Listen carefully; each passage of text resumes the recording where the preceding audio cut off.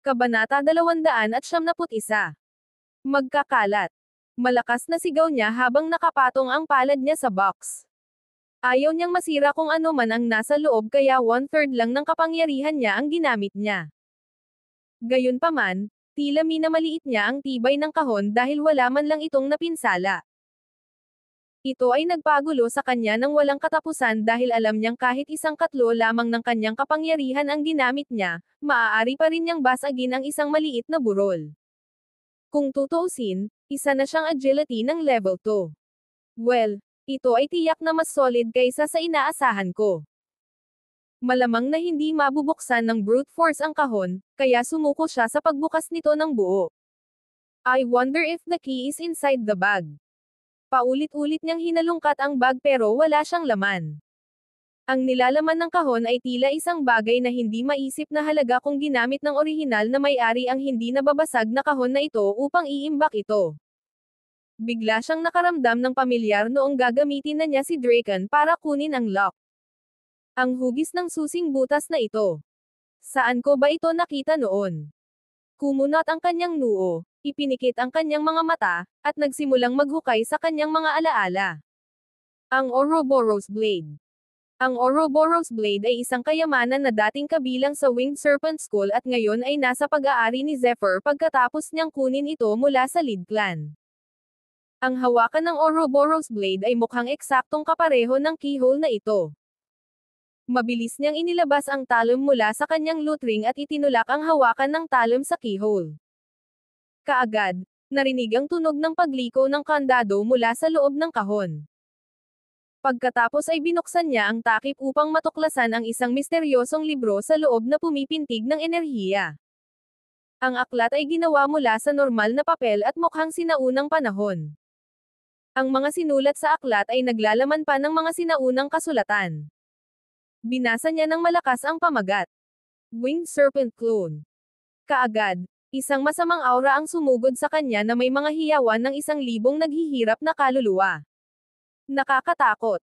Ang kidlat na ron sa pagitan ng kanyang mga kilay ay biglang kumislap at agad siyang nagpakita ng hindi pangkaraniwang mahigpit na ekspresyon. Sa paghusga mula sa aura, ang sinaunang may akda ng aklat na ito ay dapat na napakalakas. Gayunpaman, gaano kalakas ang may akda? Aba, ang isang nakasulat na salita mula sa kanya ay maaaring makagulat sa langit at lupa na pinagsama, at ang isang binigkas na salita ay maaaring gumuho ng isang banal na bundok. Ang mga salita sa libro ay puno ng makapangyarihang diwa ng sinaunang may akda at ang nakakagulat ay ang kanyang diwa ay hindi nabawasan sa paglipas ng panahon. Sa ilalim ng normal na mga pangyayari, maliban kung ang aklat ay nakaimbak sa isang misteryosong kuweba tulad ng Moonview Cave ng Supreme Peak, ito ay isang garantiya na ang lahat ng bagay na puno ng asensya ng gumagamit ay mawawala sa paglipas ng panahon. Wow!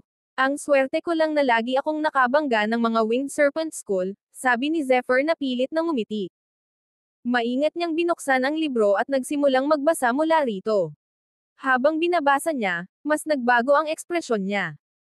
Pagkaraan ng 15 minuto, napagpasyahan niyang hindi na dapat umiral ang aklat na ito sa mundong ito at sa gayon ay pinagpatuloy niya itong dinurog sa alabok gamit ang kanyang kapangyarihan. Huminga siya ng malalim pero hindi nabawasan ang malungkot na ekspresyon ng mukha niya sa ginawa niya. Anong makapangyarihang pamamaraan ng martial art? Hindi, dapat kong tawagin itong isang lihim na pamamaraan. Ang Winged Serpent Clone ay nagpapahintulot sa manlalaban na lumikha ng isang clone ng kanyang sarili. Ang nagpapalakas sa pamamaraang ito ay ang clone ay hindi isang aparisyon o isang ilusyon, ngunit isang tunay na laman at dugong pisikal na katawan. Mas lalong naging malungkot ang ekspresyon niya. Walang sino man sa mundo ang dapat matuto tungkol dito. Bagamat hindi lang ito ang nag-clone na sikretong kasanayan sa mundo, sapat pa rin itong mahalaga na maaaring ipinaglaban siya ng iba kung sakaling maisip nila ang pagkakaroon ng libro. Pagkatapos ng lahat, ang pagkakaroon ng isang clone, o marami sa kanila, ay lubhang magpapalakas ng lakas ng pakikipaglaban ng isang tao. Higit pa rito, ang clone ay maaaring kontrolin mula sa isang malayong distansya at sa sandaling tumaas ang antas ng kapangyarihan ng isang tao, ang isa ay maaaring lumikha ng higit pa. Nagsimulang lumabas ang goosebumps sa kanyang balat. Tila nais ng mga tao mula sa Winged Serpent School na panatilihin ang kasanayang ito sa kanilang sarili at ngayong nakuha na niya ang kanyang mga kamay, sigurado siyang hindi nila siya bibitawan ng ganoon kadali. Nako, tatawid ako sa tulay na yan pagdating ko. Ngayon, subukan natin ang husay. Sa pag-iisip kung ano ang maaari niyang gawin sa kanyang mga clone, hindi na siya makapaghintay pa upang matutunan ang kasanayan. Kabanata 272. Sa itaas ng langit, ang mga ulap ay kumakawi at ang mga ibon ay nagkawatak-watak sa isa't isa. Sa lupa, kung saan nakatayo si Zephyr, ang primordial na enerhiya ay kumalat sa lahat ng direksyon sa hindi matukoy na dalas ng mga normal na tao. Ang primordial na enerhiya ay napakakapal na ang mga ripple ay lumitaw sa manipis na hangin. Ang pinagmulan ng lahat ng primordial energy na ito ay nagmula sa isang kuweba. Oo, ang eksaktong parehong kuweba na si Zephyr, na nakaupong naka-cross-legged at naliligo sa isang liwanag na ningning, ay naroon. Habang mas naiintindihan ni Zephyr ang skill book, mas maraming sikreto ang natuklasan niya tungkol sa skill na Winged Serpent Clone. Mabilis na umikot ang mga marka sa kanyang kamay habang binibigkas niya ang paraan ng pagsasanay sa kasanayang Winged Serpent Clone sa kanyang puso. Muling kumislap ang rune sa kanyang glabela nang magsimulang mag-vibrate ng mabilis ang kanyang espiritong enerhiya. Sakto kung kailan niya inaasahan ang isang bagay, ang kasanayang Winged Serpent Clone ay nangangailangan ng marami sa kanyang espiritong enerhiya at tunay na enerhiya. Ang paghihigpit na inilagay sa enerhiya ng isang tao ay ang dahilan kung bakit kakaunti ang mga tao na may titulong Elixir Grandmaster. Ang pagkuha ng ganoong titulo ay mangangailangan ng isang tao na magkaroon ng malaking halaga ng espiritong enerhiya. Sa makatuwid, ang kahalagahan ng pagkakaroon ng makapangyarihang espiritong enerhiya ay hindi dapat baliwalain. Maging si Zephyr, sa kanyang 5-star na rating ng spirit energy ay nagkaroon ng maliliit na hadlang habang nagsasanay siya upang makuha ang kasanayang Winged Serpent Clone. Upang lumikha ng isang clone ay magiging isang hindi kapani-paniwalang komplikadong proseso. Una, ang isa ay kailangang lumikha ng isang clone na may espiritu ng enerhiya ng isa, at pagkatapos, ipasok ang tunay na enerhiya ng isa sa clone vessel. Gayunpaman, ang mga benepisyo ay mas malaki kaysa sa gastos. Sa pagsasanay na paggalaw, sinimulan ni Zephyr na dahan-daang halmahin ang kanyang espiritong enerhiya sa isang clone ng kanyang sarili. Pagkaraan ng mahabang panahon, isang mahiwagang pagbabago bago ang sa wakas ay lumitaw sa yungib, na pagkatapos ay sumabog sa isang makinang na liwanag. Doon, sa gitna ng pagsabog, nakatayo ang isang aparisyon na may hindi matukoy na mga katangian. Ang aparisyon ay tahimik na lumutang sa hangin na parang multo at naglabas ng napakalakas na aura. Sa pagtingin sa aparisyon, si Zephyr ay labis na natuwa. Ginawa niyang clone ang sarili niya. Pumunta ka. Iniutos niya ang aparisyon sa kanyang isip at ang aparisyon ay mabilis na pumutok sa kuweba. Gayunpaman, sa loob ng 2 segundo, biglang lumaki ang clone at nagsimulang sumakit ang ulo ni Zephyr. Pagkaraan ng ilang sandali, sa wakas ay sumabog ang clone. Hindi ito gumana. Ang ekspresyon ni Zephyr ay hindi makapaniwala. Na pagkatapos ay napalitan ng pagkadismaya habang nakatitig sa lugar kung saan sumabog ang kanyang clone. Paano siya nabigo kung sinundan niya ang bawat detalyadong hakbang sa libro? It just doesn't make sense. It was working just fine kaya bakit ito sumabog sa sandaling sinubukan nitong gumalaw? Kumunat ang noo niya at biglang nawala sa pag-iisip. Malamang may nalampasan siyang hakbang. Saan ako nagkamali? Ang aking tunay na enerhiya at enerhiya ng espiritu ay ganap na pinagsama, kaya hindi maaaring iyon. Binabaybay niya ang lahat ng mga hakbang na ginawa niya ngunit hindi pa rin matukoy kung saan siya nagkamali. Natitiyak niyang nagawa niya ang lahat ng sinabi ng aklat na gawin. Kaya paanong posible na mabaigo siya? Winged Serpent Clone. Winged Serpent Clone. Patuloy niyang pag-ungol sa sarili. Pagkatapos, biglang sumagi sa isip niya ang isang pag-iisip at biglang nawala. Hindi niya nakuha ang pag-iisip ngunit hindi iyon naging hadlang para subukan niyang alalahanin kung ano iyon.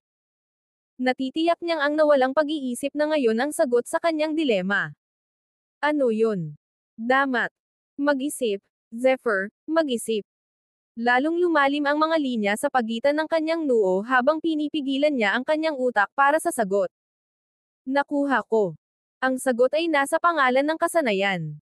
Biglang sigaw ni Zephyr. Siya ay masyadong nakatutok sa clone na bahagi ng kasanayan at nakalimutan ang tungkol sa may pakpak na ahas na bahagi ng kasanayan. Ang bawat kasanayan sa martial art, kabilang ang mga lihim na kasanayan, lahat ay may sariling natatanging pangalan. Kunin ang kanyang kasanayan sa espada bilang halimbawa, lightning sword skill, ang salitang kidlat, ay nagpapalinaw kung tungkol saan ang kasanayan. Ang parehong napupunta para sa kanyang Thunderfoot sa makatuwid, kailangan niyang isaalang-alang ang may pakpak na ahas na bahagi ng kasanayang ito. Kabanata 273. Nagkamali siya simula pa lang. Dapat ay nakatuon siya sa may pakpak na serpent na bahagi sa halip na sa clone na bahagi ng kasanayan. May pakpak na ahas. Anong gusto mong sabihin sa akin? Bagamat tama ang hula niya na ito ang dahilan ng kanyang pagkabigo, hindi pa rin niya alam kung ano ang maaari niyang gawin upang maitama ang problema. Muli, pumasok siya sa isang malalim na pag-iisip habang ang mga talukap ng mata niya ay bumuka at sumasara. Maya-maya pa ay mabilis niyang iminulat ang kanyang mga mata kaya may kuryenteng lumabas mula sa kanila. Nagsimula siyang magsagawa ng handsill habang muling kumikislap ang kidlat sa pagitan ng kanyang mga kilay. Lumabas ka! Sigaw ni Zephyr. Naging mabilis ang galaw ng kanyang mga kamay kaya naging malabo ang lahat. Ang parehong enerhiya na ripple ay muling nagiba-iba sa hangin at tulad ng dati, isang aparisyon ang lumitaw sa kanyang harapan. Sa pagkakataong ito, mas solid ang aparisyon kaysa dati. Umikot ang malakas na aura nito sa paligid niya at sa lakas nito, taglay ng aparisyon ang ikatlong bahagi ng kapangyarihan ni Zephyr. Nagtrabaho ito. Isang malalim na tawa ang umalangaw-ngaw sa kanyang bibig. Sa pagkakataong ito ay hindi na niya kailangang subukan ang bagong clone para malaman na tiyak na nagtagumpay siya. Ito ay dahil ang bagong clone ay ganap na natatakpan ng mga kaliskis ng dragon na parang nakadeck out sa armor. Bukod dito, ang mga tampok ng bagong clone na ito ay mas malinaw at tila napakahawig ng Zephyr. Ang pinakamahalagang bagay ay ang aura ng bagong clone ay mukhang napaka-solid. Bilang isang winged serpent clone, ang aura nito, gayunpaman, ay nagtataglay ng kaunting kasamaan at ang mga mata nito ay mas malamig kaysa sa kanya. Sa isang pag-iisip mula kay Zephyr, ibinuka ng may pakpak na clone ng ahas ang higanteng mga pakpak sa likod nito. Ang kumikinang na asol na mga pakpak ay hindi natatakpan ng mga balahibo at mas mukhang isang pares ng mga pakpak ng dragon na may kakaibang mga pattern sa mga ito. Sa isang bahagyang pag-apak ng mga pakpak na iyon at naririnig na ng isa ang tunog ng hangin na sumipol sa paligid nito. So ganito ang itsura ng winged serpent clone. Sayang 1/3 lang ng kapangyarihan ko ang taglay nito. No matter, I'm sure mas lalakas ito kapag lumakas ako. The wings will come in handy for me though since I can't fly with my original body just yet. Tuwang-tuwa si Zephyr sa winged serpent clone sa harap niya. Bagamat nakakonsumo siya ng napakaraming true energy at spirit energy, hindi na siya makapaghintay na dalhin ito para sa isang test ride.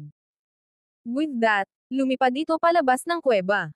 Ang clone ay mabilis, napakabilis. Baka mas mabilis pa kay Zephyr. Iyon ay kung gaano ito kalakas. Buho. Napakasaya nito. Oo, totoo na si Zephyr ay isang espiritu lamang sa clone vessel na ito at ang mga pakpak ay teknikal na hindi pag-aari niya. Gayunpaman, hindi iyon naging hadlang sa kanyang kasiyahan. Ha! Parang may sungay na dragonwood. Nang mapansin niya ang halaman sa pamamagitan ng mga mata ng clone, mukhang sinusukat ito ng halos isang braso ang haba. Ito ay natatakpan ng mga kaliskis, na para bang isang dragon ang nakabalot sa sarili nito. Wala siyang duda tungkol dito na ang halaman ay talagang ginawa mula sa sinaunang banal na kahoy ito ay may sungay na dragonwood. Ang pambihirang horned dragonwood na ito ay napakahirap makuha at lahat ng mga gamot sa mundo ay gagawin ang lahat upang makuha ang kanilang mga kamay dito. Ito ay ilang magagandang bagay. Sabi ni Zephyr habang minamaniobra ang kanyang clone para kunin ang halaman. I was right. This is a horned dragon plant. Bulong niya sa sarili habang tinitingnan ang pattern sa halaman. Nang malapit na siyang maghanap ng iba pa, isang nakakatakot na tunog ang sumabog malapit sa kanya. Isang kakaibang liwanag ng espada na may sukat na 3 talampakan ang haba ay lumilipad pataas at pababa sa hangin. Tila isang ahas na sumisikip, habang ang siksik nitong aura ay tumagos sa hangin. Ang swordlight na ito ay walang katulad na mabilis at hindi nagtagal ay nakalock sa clone ni Zephyr bilang target nito. Masyadong abala si Zephyr sa may sungay na kahoy na dragon at sa gayon ay nabigo ang kanyang pagbabantay. Mamatay. Tila determinado ang kalaban na patayin ang clone ni Zephyr sa isang pag-atake, hindi alam na ang clone ay isang sisidlan lamang. She asterisk T. Biglang nagbago ang ekspresyon ni Zephyr. Hindi niya akalain na ganoon kapursigido ang kanyang kalaban. Isinaaktibo niya ang kanyang Thunderfoot, at kahit na ang clone ay nagtataglay lamang ng 1/3 ng kanyang kapangyarihan, sapat pa rin ito upang makaiwas sa paparating na pag-atake ng espada. Gayunpaman, ang liwanag ng espada ay hindi inaasahang lumiko at muling hinabol si Zephyr, ang bilis nito ay hindi kailanman bumagal. Ikaw kasi. Bulalas ni Zephyr nang tumalikod siya at nasulyapan ang mukha ng kalaban. Kabanata 274. Ang kalaban ni Zephyr ay nakasuot ng full battle attire at may hawak na espada na kumikinang na may gintong liwanag sa kanyang kamay. Malamig niyang tinitigan si Zephyr. Sa susunod na sandali, isang nakakatakot na bladed energy ang bumaril kay Zephyr na parang talon. Bagamat isang beses lang siya nakilala ni Zephyr, tiwala si Zephyr na mapipili niya siya mula sa maraming tao anumang oras, kahit saan. Siya ay walang iba kundi ang Horizon Peaks Academy initiate na lumitaw sa mga laban sa sparring. Hindi ko inaasahan na makikilala mo ako. Lalo pang dahilan para patayin kita, Drogo Rogers. Hindi lang inaasahan ni Drogo na makikilala siya ni Zephyr, ngunit hindi rin niya inaasahan na maiiwasan niya ang kanyang pag-atake. Hindi bumagal ang kanyang paggalaw habang nagsasalita. Sa halip ay mas bumilis pa ng mas nabaluktot ang kanyang ekspresyon. Bahagyang napakunot ang noo ng clone ni Zephyr at lalong bumigat ang mamamatay tao na aura sa mga mata nito. Iniunat niya ang kanyang 10 daliri at kaagad, 10 matalim na sinag ng liwanag ang bumaril patungo kay Drogo na may tunog na nakakasilaw. Gayunpaman, ang mga light beam ay walang silbi laban sa espada ni Drogo at agad na na-neutralize.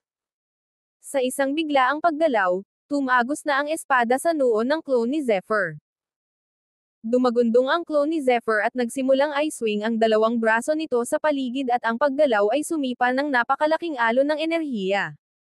Paano ito posible? Hindi makapaniwalang tanong ni Drogo. Sigurado siyang nabutas niya ang clone. Paano naging posible na gumalaw pa rin ito? Nang makitang nabigla si Drogo, mabilis na ikinapak ng clone ni Zephyr ang mga pakpak nito at nakatakas. Sa isang kisap mata, tumawid na ito sa layo na 100 milya. Saan sa tingin mo pupunta? Sigaw ni Drogo nang magbalik sa kasalukuyan. Hindi siya nag-aksaya ng oras sa paghabol sa clone. Magkakalat. Sigaw ni Zephyr na naka-cross-legged pa rin ang upo sa malayong kuweba. Sa isang iglap, ang may pakpak na serpent clone ay naging ulap ng alikabok at nawala kasabay ng hangin. Drogo Rogers, isang Horizon Peaks Academy initiate na ang kapangyarihan ay isang testamento sa katotohanan na siya ang nagpasimula ng Peaks sa mahabang panahon. Malamang nasa level ng agility na level 5 ang kanyang sword skill o mas mataas pa. Isip ni Zephyr. Nagsimula siyang magtaka kung bakit napakahilig ni Drogo na patayin siya gayong wala naman siyang ginawang mali sa kanya. Buti na lang clone lang ang inaatake niya at hindi ang totoong Zephyr. Kung iyon ang totoong Zephyr, sigurado siyang nasaktan siya ng husto. Could it be? Isang makatwirang sagot ang biglang dumating sa kanya. Maaaring isa lang ang dahilan kung bakit siya gustong patayin ni Drogo at ang lahat ng dahilan ay humantong kay Ethan Klein. Siguradong nagtanim na siya ng sama ng loob kay Zephyr simula nang basagin niya ang ultimate treasure kay Mira ang armor ng Horizon Peak. Ethan Klein, bilang Master of a Peak, ganito ba ang pakikitungo mo sa isang bagong Academy Initiate? Agad na naging malamig ang ekspresyon ni Zephyr nang malaman niya ang utak sa likod ng lahat ng ito. Hindi siya makapaniwala na magiging matapang si Ethan na ipadala si Drogo para patayin siya. Pagkatapos ng lahat, wala bang panuntunan sa The Boundless Academy na nagdidikta na walang mga nagsisimula ang maaaring makipaglaban sa kanilang mga sarili at isa pang panuntunan na nagdidikta na walang matatanda na dapat isangkot ang kanilang sarili sa mga usapin ng mga nagpasimula. Ang ugali ni Ethan ay para siyang higit sa lahat ng batas sa The Boundless Academy. Ang bilis-bilis niya. Mukhang hindi titigil si Drogo hanggat hindi niya ako napatay, isip ni Zephyr nang makita niyang hinahabol siya ni Drogo sa mga mata ng isip niya. Nagawa niya ito sa pamamagitan ng paggamit ng kanyang bagong pinahusay na lightning senses na tumaas sa radius na 1,000 milya. Humigit kumulang 1,000 milya ang layo mula kay Zephyr, si Drogo ay umindayog sa paligid ng kanyang espada at pinuputol ang lahat ng kanyang dinadaanan. Kahit sa malayo, ramdam ni Zephyr ang nakakakilabot na kapangyarihan mula sa kanyang bladed energy habang umuulan sila mula sa langit. Humph! Napangisi si Zephyr sa intensyon ng lalaki habang magkasalubong ang mga kilay. Kabanata 275. Dito siguro siya nagtatago. Sabi ni Drogo na may malamig na ngiti. Matapos maglakbay ng 1,000 milya, sa wakas ay natagpuan na niya ang kuweba ni Zephyr. Nararamdaman ko ang aura mo. Mabilis ka, pero ang bilis mo ay hindi pa rin makakapantay sa akin. Ikaw lang ang lakas ng level 9 kung tutuusin habang ako ay nalubog sa agility ng level 5 sa loob ng maraming taon. Ang pagpatay sa iyo ay magiging kasing dali ng pagtapak sa anthill. You must be working under Ethan's orders, ani Zephyr mula sa loob ng kuweba. Dahil dito, mas lalong tumingkad ang pamatay na hangarin sa mukha ni Drogo. Bingo! Binibigyan mo lang ako ng dahilan para patayin ka ha. I can give you a quick death if you surrender yourself now. Kung hindi, I'll make sure you'll experience a fate worse than death. Baliw siguro si Ethan kung sa tingin niya ay makakatakas siya dito. Isa lang siyang peak master at hindi master ng buong academy. Sa tingin niya ba ay hawak niya ang absolute power? Cut the crap. Itinaas ni Drogo ang kanyang espada at isang makapal, nakamamatay na talom ng enerhiya na walang pakialam sa buhay ng sinuman ang sumugod na parang rumaragas ang ilog sa yungib. Palam. Ayon sa paghuhusga ni Drogo, ang loob ng kuweba ay dapat na maliit, at kahit na hindi niya masabi ng may 100% katiyakan na ang kanyang bladed energy ay papatay sa kanya, gayunpaman ay masugatan nito si Zephyr. Kapag naabot ni Zephyr ang kanyang limitasyon, pagkatapos ay tatapusin niya siya sa isa pang strike. Para sa kanya, parang pagbaril ng isda sa Bar Isles. Nang malapit na siyang lumabas sa isang matagumpay na ngiti, isang kakaibang enerhiyang alon ang biglang lumitaw at isang cross-formed bladed energy ang bumaril mula sa kuweba. Imposible! Sigaw ni Drogo nang makita ang cross-formed bladed energy. Sinubukan niyang i-neutralize ang papasok na pag-atake gamit ang kanyang bladed energy ngunit hindi ito nagtagumpay. Ang cross-formed bladed energy ay nagpatuloy sa daan patungo sa kanya na walang mga palatandaan ng pagbagal. Paano ito posible? Gaano man siya kasuklam-suklam na lakas, walang paraan na ang kanyang tunay na enerhiya ay maaaring mas malakas kaysa sa akin. Sumigaw si Drogo ilang segundo bago tumama sa kanya ang cross-formed bladed energy. Pagkatapos noon, ang tanging naririnig lang niya ay ang tunog ng metal na sumasalubong sa metal. Kaagad, nagsimulang mapuno ang hangin ng matalim na amoy ng dugo. Ay hindi! Sigaw ni Drogo. Mabilis siyang umatras habang baliw na iniindayog ang kanyang mga espada. Ang bladed energy ay kumikislap at napatay habang ang liwanag ng espada ay lumikha ng isang hadlang sa paligid niya. Isang malamig at walang emosyong boses ang umalangaw-ngaw sa kanyang tainga. Mamatay. Ang salitang iyon ay ang eksaktong kaparehong salita na isinisigaw niya kay Zephyr ilang sandali lang ang nakalipas. Ngayon ay nabaliktad ang kanilang mga tungkulin. Nang marinig iyon ay nanlamig ang kanyang dugo. Lumitaw ang isang blade light at bago pa man siya makapag-react, ang kanyang bladed energy protective barrier ay nabasag na sa pira-piraso, dahilan para hindi siya makalaban sa papasok na pag-atake ng enerhiya. Kaagad, Isang nakakatusok na sakit ang bumalot sa kanyang katawan at naging kulay ube ang kanyang mga labi. Siya ay ipinadala na lumipad sa himpapawid at ang dugo ay bumulwak mula sa kanyang bibig na lumikha ng isang pulang arko sa hangin. Gayunpaman, si Zephyr ay hindi pa tapos sa kanya at kaya pinababa si Draken mula sa langit sa kanya. Ang bilis ng pagbaba kaya't ang alitan na dulot ng paggalaw nito ay nagbunga ng pagsipol sa hangin. Hindi. Maawa ka naman. Pathematic na sigaw ni Drogo nang makita ang nakakatakot na espada na bumababa sa kanya. Sa isang kisap mata, ang espada ay bumangga sa baluti ni Drogo, na nagpapadala ng mga kislap sa lahat ng dako. Ang impact ay bumagsak kay Drogo sa isang malaking bato at narinig ng isa ang nakakasakit na bitek nang bumagsak ang kanyang katawan sa bato. Hindi. Mas maraming dugo ang lumabas sa kanyang bibig nang magsimulang pumikit ang kanyang mga mata. Hindi siya makapaniwala na natalo siya ni Zephyr at nayanig ang kanyang pananampalataya sa level ng category. Walang paraan na si Zephyr ay isa lamang lakas ng antas siyam. Nang makita niya si Zephyr, naging near slit ang pupils niya, parang nakakita lang siya ng multo. Agility. Nalampasan mo na ang agility level. Sabi ni Drogo. 2 level lang ba talaga ang nalampasan niya para maging agility ng level 2? Paano ito naging posible? Ilang araw na ang nakalipas nasa strength of level 9 pa siya. Zephyr, halimaw ka. Minamaliit ka ng lahat. Mas nakakatakot pa ang talento mo kaysa sa mga henyo ng Ancient Draconic Bloodline. Kabanata 276. Sa wakas ay nag-react si Drogo. Siya ba talaga ang walang kwentang B***starred na iniisip ng lahat? Pagkatapos ng nangyari, nakita ni Drogo si Zephyr sa isang bagong liwanag. Lumipas ang mga araw na akala niya ay isang walang kwentang B***starred si Zephyr, dahil sa kapalit nito ay isang bagong kaisipan na dapat niyang katakutin ang taong nasa harapan niya.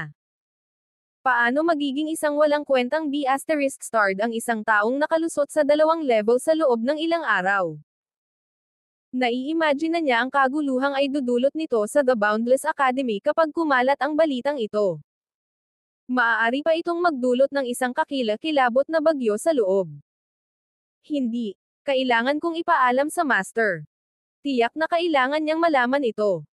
Lalo pang magiging halimaw ang batang ito kung patuloy siyang lumalaki. Sino ang nakakaalam kung ano ang gagawin ng Supreme Peak sa Horizon Peak? Lalong lumaki ang gulat ni Drogo sa pangalawa. Paano mo gustong mamatay? Tanong ni Zephyr habang nakahawak ang isang kamay sa espada.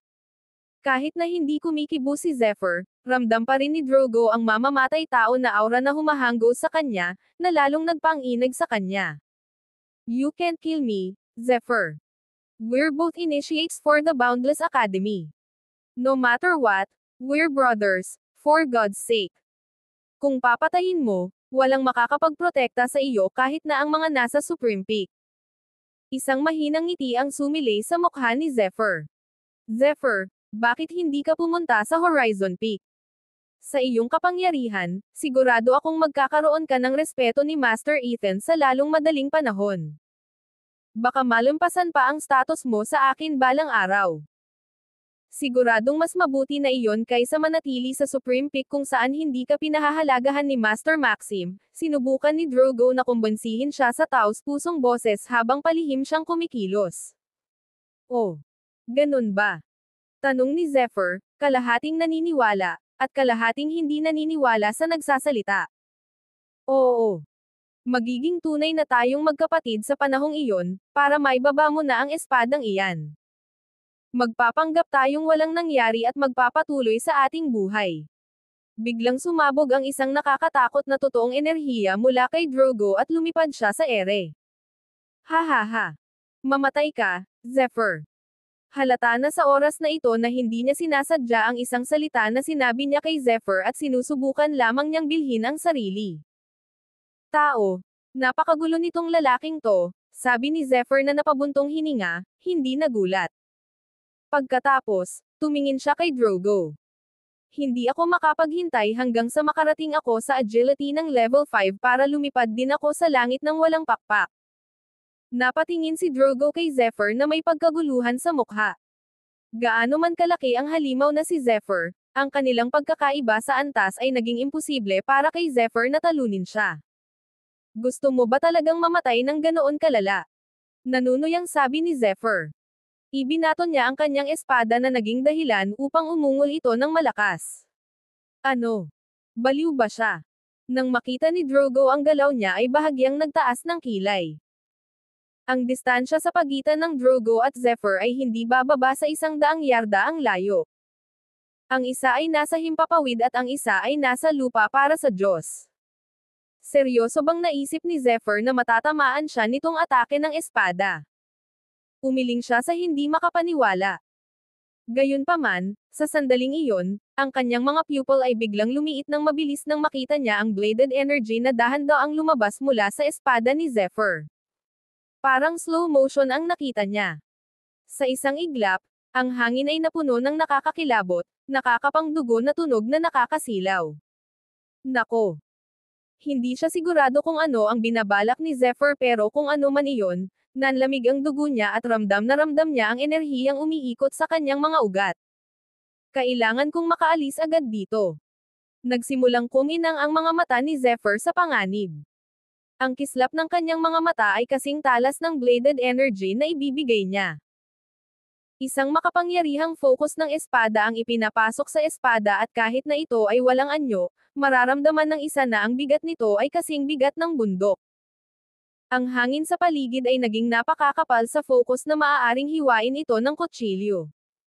Sa susunod na sandali, ibinaba ni Zephyr ang kanya espada, at kaagad ang hangin. Napunit ng bladed energy na naging trail ng rainbow light. Bagamat hindi niya lubos na nauunawaan ang lakas ng puwersa ng espada ng liwanag ng espada na nakita niya sa Moonview Cave, ang kanyang pag-unawa sa puwersa, ay sapat na para sa kanyang focus ng espada na sumailalim sa malalaking pagbabago. Kabanata 277. Kung ikukumpara sa orihinal na Focus of the Sword, ang Focus of the Sword ni Zephyr ay mas matalas at mapang-api pa kaysa dati. Ang bladed na enerhiya ay sumugod patungo kay Drogo sa hindi maisip na bilis at malabo na nararamdaman ng isa ang nakamamatay at uhaw sa dugo na aura na umiikot sa paligid nito. Ito ay dahil sa mataas na konsentrasyon ng mar-angle na focus ng espada sa loob nito. How dare you, Zephyr? Nagsimulang magmura at sumigaw si Drogo nang makita niya ang papasok na bladed energy. Ang bladed energy ay tila lumikha ng isang sinaunang Milky Way galaxy kasunod nito habang ito ay bumagsak sa Drogo. Ang nag-iisang stream ng bladed energy ay nahati sa marami habang ito ay napunit sa kanyang katawan. Agad na nag-spray ang kanyang dugo kung saan-saan habang siya ay bumagsak sa lupa. Kaya ganito ang nagiging lightning sword skill sa level ng agility ng level 2. Libu-libong bladed energy ang maggrupo sa kanilang sarili sa isang buhawi na anyo at lalabas sa iisang batis. Kung naiintindihan ko lang ang lakas ng puwersa ng espada, hindi ko na kailangan pang gumamit ng napakaraming enerhiya para supulan si Drogo, sabi ni Zephyr sa kanyang sarili habang pinagmamasdan si Drogo. Buti na lang at walang makarinig sa kanya na kausapin ang sarili niya dahil tiyak na mabubugbog siya ng mga ito dahil hindi siya nasisiyahan sa kanyang ginawa. Zephyr, ikaw ay tiyak na magbabayad para dito. Isinumpa si Drogo sa naghihingalo niyang hininga. Naiwan na lang siya sa kalahating katawan habang nakatitig kay Zephyr gamit ang isang malamulton niyang mata. Napangisi si Zephyr at sa isang pitik ng daliri niya ay may kuryenteng dumaloy sa ibabaw nito. Ang kuryente ay nag-transform sa isang lightning bolt na naging isang head-sized lightning ball. Sumabog ang bola ng kidlat at agad na nasunog si Drogo hanggang sa malutong. Ethan. Ungol ni Zephyr habang nakatingin sa sunog na kalahating bangkay. Talagang nalampasan ni Ethan ang linya sa pagkakataong ito kung ano ang pagpapadala kay Drogo upang patayin siya. Natitiyak niyang malapit nang makarating sa kanya ang balita ng pagkamatay ni Drogo. Sa agility of level 2 power ko, hindi ko pa rin matatalo si Ethan kaya. Isip ni Zephyr. Samantala, pabalik sa The Boundless Academy, sa isang bundok, nakaupo ang isang tao sa Grand Hall. Ang liwanag na tila ibinibigay ng tao ay nagmukha siyang isang banal na Diyos. Kahit nakapikit ang mga mata, ramdam na ramdam ng isa ang maringal na aura na bumabalot sa kanya. Bigla niyang iminulat ang kanyang mga mata at naging masama ang mukha niya. Sino pa kaya ang masasamang ekspresyong ito maliban kay Ethan? Bahagya niyang ginalaw ang kanyang katawan at agad na na-teleport sa isang gusaling may mga misteryosong ron sa paligid. Ang bawat isa sa mga ron ay nababalutan ng isang hindi magagapi na aura na tila nagtataglay sila ng isang mahiwagang pag-unawa sa lahat ng mga batas sa universo. Sa loob ng engranding bulwagan ng gusali ay mayroong mahigit 100 piraso ng 3 talampakan ang taas na jade slab. Para sa bawat jade slab, may nakaukit na pangalan dito. Ang lahat ng mga jade slab ay kumikinang ng maliwanag, ang lahat ay magkahiwalay para sa isa, kung saan ito ay kumikinang ng mahina at napuno ng maraming mga bitek. Ang pangalan ng jade slab na iyon. Drogo Rogers. Paano posibleng mamatay si Drogo, isang agility ng level 5, sa kamay ng isang strength of level 9 weakling? Ungol ni Ethan. Biglang, isang kakaibang enerhiya ang bumalot sa hangin. Pagkatapos, isang kakaibang liwanag ang nagsimulang mag-ipon sa kanyang harapan na nag-transform sa isang salamin. Napatitig si Ethan sa salamin. Hindi man lang siya nagulat dahil nakita niya ito ng maraming beses. Ang makinis na ibabaw ng salamin ay gumalaw at ang isang mukha ay nagsimulang dahan-daang lumitaw. Ethan, ang tagal na. Mahirap sabihin kung sino ang taong iyon habang itinago niya ang sarili sa dilim. Di ba sabi ko wag mo akong istorbohin maliban kung emergency? This is the Boundless Academy. Hindi lang ako ang matanda dito. Masisira ang kaligtasan ko sakaling may makaalam nito. Sabi ni Ethan na may mapanganib na kislap sa kanyang mga mata, hindi man lang nagpipigil. Ethan, bastos kang tanga. Sigaw ng taong nasa salamin. Naging sanhi ito ng pagyanig ng hangin, pagkahulog ng mga jade slab, at pagkabasag ng lupa. Hinaplos ni Ethan ang kanyang robe at ang kanyang tunay na enerhiya ay agad na bumungad sa salamin, pinalipad ito. Hinabol niya ito at marahas na sinunggaban na parang gustong sakalin. You better stop if you know what's good for you, Ethan, galit na banta ng boses sa salamin. Bahagyang humigpit ang hawak ni Ethan at umalangaw-ngaw sa hangin ang tunog ng pagkuskus ng salamin. Anong gusto mo? Sabi ni Ethan sa medyo malambing na tono. Pumunta ako dito para sabihin sa iyo na The Boundless Academy na lang ang natitira sa 5 academies. Kabanata 278. Ano ka ba? Nawala lahat ng kulay sa mukha ni Ethan. Muhaha, matagumpay na nakapasok ang ating mga tauhan sa lahat ng 4 na academies at ang iba sa kanila ay umabot pa sa mataas na posisyon mula sa loob. Mukhang marami kang dapat abutin, Ethan. I don't need you to micromanage me. Marahas na sigaw ni Ethan. Take this as a warning, Ethan. If we can support you then it makes sense that we can support others also, so you better not let us down.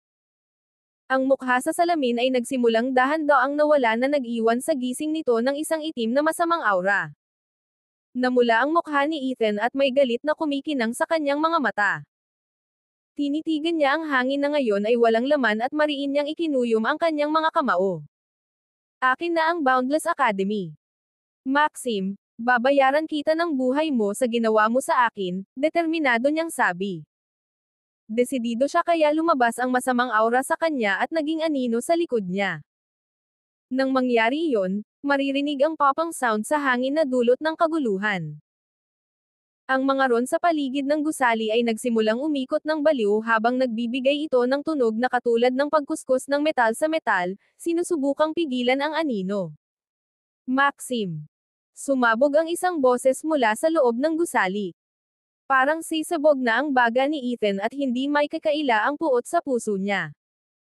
Samantala, pabalik sa bundok kung saan naroon si Zephyr, sinusubukan pa rin niyang magkaroon ng kahulugan sa buong sitwasyon. Bawal ang infighting between initiates and only the upper management can decide the fate of the initiates. Kaya lang, kami lang ni Ethan ang nakakaalam tungkol sa pagkamatay ni Drogo. I'm sure hindi na niya sasabihin kahit kanino ang tungkol dito. Mag-iingat na ako mula ngayon dahil walang duda na hahabulin niya ako ng iba pang makulimlim na She*T.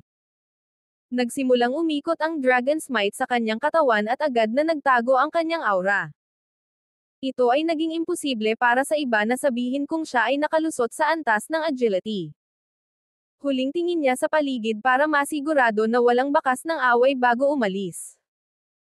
Sa sandaling bumalik sa The Boundless Academy, si Zephyr ay agad na naakit ng isang masikip na grupo ng mga tao, o upang maging mas tumpak, ng mga apprentice at initiate na lahat ay nakatingin sa isang bagay doon. Napatingin siya sa arena sa harapan nila kung saan nakatayo ang isang linya ng mga tao na may hawak na mga armas. It's another martial arts competition. I wonder if there'll be changes in the top 300 initiate rankings this time, bulong ng isang apprentice sa isa pa. I think it's more likely for the rankings from 1 to 500 to change. Others it could be the 300 to remain the same because all of them are too powerful para matalo, sagot ng isa na may maalalahang ekspresyon sa mukha. Oo. Ang pagiging nasa 300 ay parang status symbol at kapag mas mataas ang ranggo mo, mas gaganda ang iyong pagtrato. I know right. Inggit na inggit ako sa mga nasa top 100. Gayunpaman, wala sila kung ikukumpara sa nangungunang 10 nauna sa atin. Ang kanilang kapangyarihan ay ang kahulugan ng pagiging makapangyarihan sa lahat. Bawat isa sa kanila ay isang henyo sa kanilang sariling karapatan habang ang ilan sa kanila ay may dugong sinaunang Draconac na dumadaloy sa kanila. Wala akong duda na sila ay angat sa mataas na pamamahala sa hinaharap. Initiate ranking. Sa isip ni Zephyr na bahagyang kumunot ang noo. Pagkatapos ay tumingin siya sa mga taong nakatayo sa arena. Nakita niyang lahat sila ay nakasuot ng battle attire ng mga initiate at nagmula sa iba't ibang peak. Tingnan mo, magsisimula na sila. Sigaw ng isa sa mga manunood. Isang matipunong kabataan ang dahan-daang naglakad papunta sa gitna ng arena na may mahabang tungkod na gawa sa buto. Bawat pulgada ng kanyang kalamnan ay puno ng kagandahan ng lakas. Sa mga nakaumbok na linya, makikita ang kapangyarihang taglay ng kanyang katawan. May matinding determinasyon sa kanyang mga mata, at ang kanyang matangkad na katawan ay parang isang maliit na mar-angle na bundok. Siya yun. Nakilala siya ni Zephyr.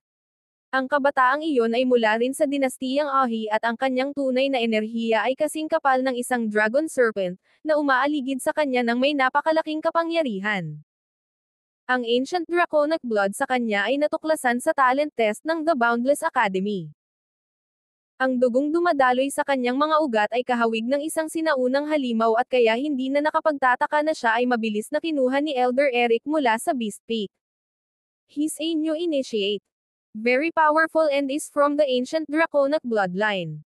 Naging paboritong initiate siya ni Elder Eric. Kilala ko siya. Ang pangalan niya ay Dudley Langstaff at nabalitaan kung mayroon siyang isang mahalagang katayuan sa Beast Peak. Ang lalaking ito ay isang battle machine. Walang makakatalo sa kanya. Ganyan siya kalakas.